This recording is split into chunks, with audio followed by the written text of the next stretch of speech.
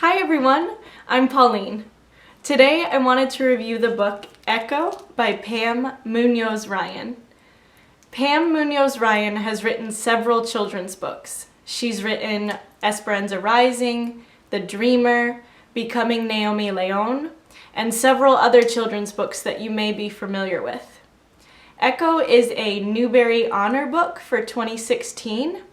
On newer printed editions of the book, you would notice that there is a silver seal here, indicating that it's a Newbery Honor book. And if you're not familiar with what that means, every year in children's literature, a book can receive either the Newbery Medal or the Newbery Honor. A Newbery Medal is like the gold medal in children's literature. It's given to a book that's made a really significant impact in children's literature that year. But a book can still receive the Newbery Honor, which is like the silver medal. It's just as great and it's a fantastic accomplishment for an author. Echo is mainly historical fiction with a little bit of fantasy in the beginning and end of the book, which is kind of an interesting mix to mesh historical fiction and fantasy. It takes place between the 1890s to the 1950s. So throughout the story, Hitler is rising in power. The different world wars are taking place.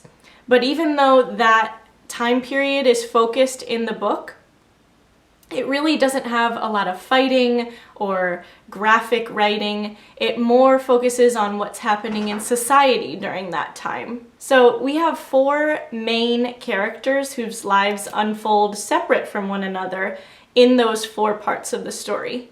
We're introduced to Otto, Frederick, Mike, and our one main female character, Ivy. And like I said, their lives take place at different times from one another, but they all share some similarities. They're all dealing with different challenges in their life, whether it be with family or friends or personal challenges that they're going through. But they all share a real passion for music, and they all have a real ability with one instrument in particular, but you'll have to read the story to find out what I mean by that.